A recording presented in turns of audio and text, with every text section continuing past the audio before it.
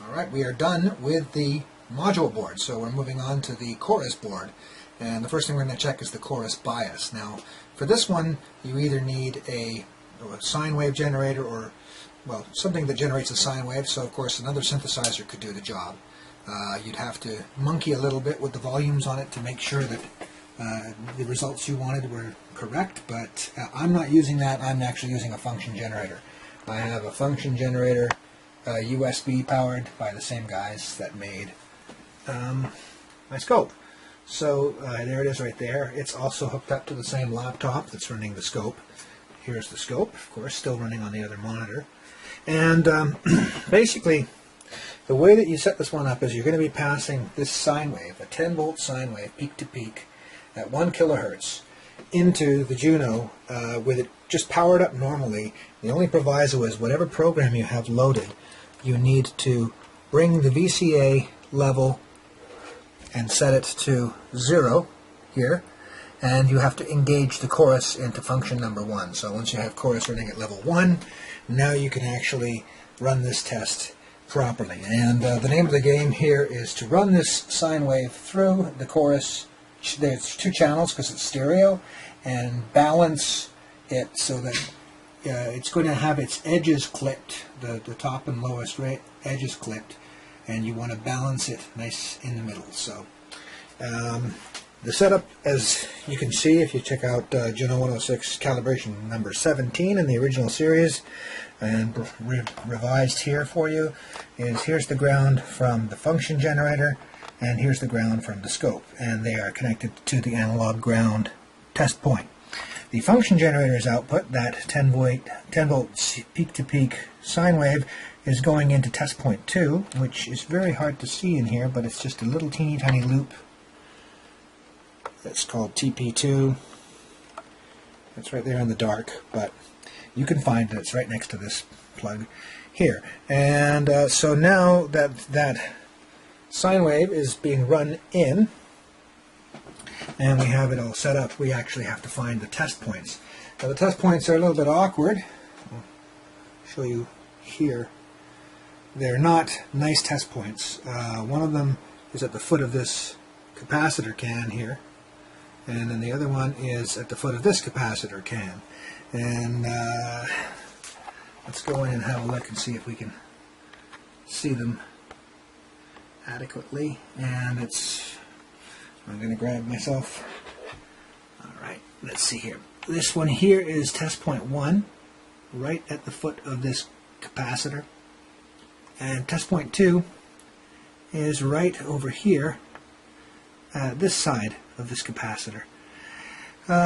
So as you can probably imagine, it's a little bit difficult for me to show you this, but I'm going to. I just won't do the calibration in real time. So I'm just going to connect up with test point 1.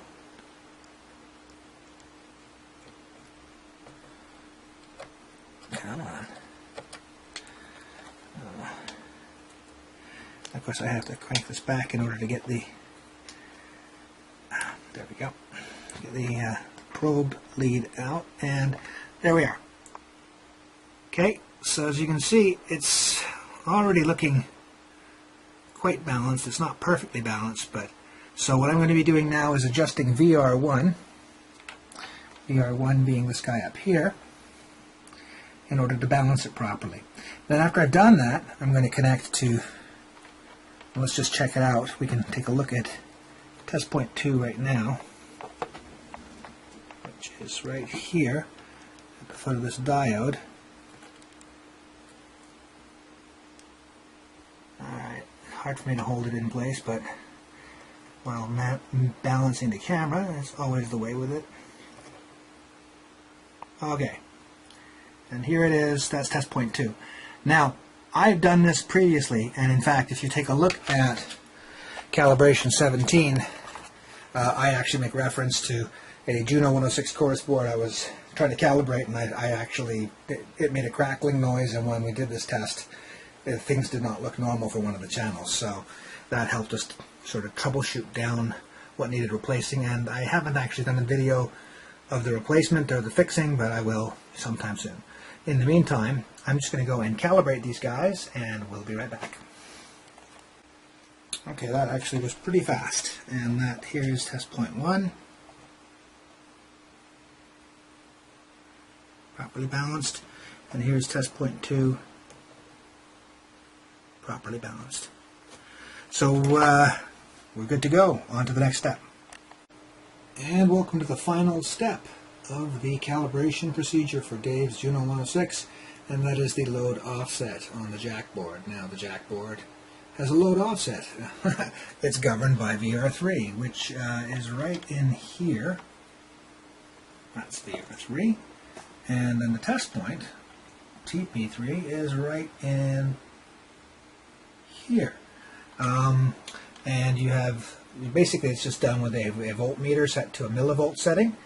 And so that's, ground is on the analog ground, and then the test probe is just going to be at TP3. And let's ask Syntegrator back in time where all that is, because that video looks a little bit closer in than what I'm able to see in my current lighting. And here is TP5 at the foot TP5. big green resistor, big green capacitor, I should say. As you can see, I've already adjusted it. So Oh, he's already adjusted his. Well, good for him. Let's try and adjust ours. So I'll just go down here to the TP5 as he says. There it is, and it tells us it's at 5.4 millivolts. Now I don't really have a free hand for this. I'm going to run the risk of shorting something out. So I'm just going to put the camera down over here. Have a look out my window. There you guys go. Okay, cool. And while you're doing that, I am going to make the adjustment right now in real time. Okay. Oh. Sorry you missed that, but it really wasn't all that fun. There we are. It's now reading 0 millivolts. And we're still at the test point. So we are done. I just disconnected the probe, so of course it started to float again. There you have it. Dave, your Juno 106. Whoa. See that? In the moment of glory, my autofocus and zoom function goes crazy. Alright, that's turned off.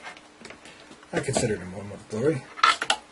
A brief, shining moment of glory. Okay, guys, everybody who watches this, everyone who loves synths,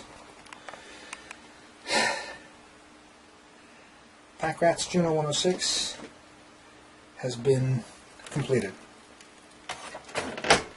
It's now basically fully operational, reconditioned. Everything about it's been cleaned out, rebuilt. All the pots have been sorted. You've seen it. It's been a long process. These things are labors of love for me. I do them over a long period of time, as you probably have already been able to tell. But here we go, and as you can see, it's pretty impressive. Very beautiful looking machine, and fully calibrated now. And that should be the end of this sequence. Or is it? Do I have something else planned? You'll just have to wait and see.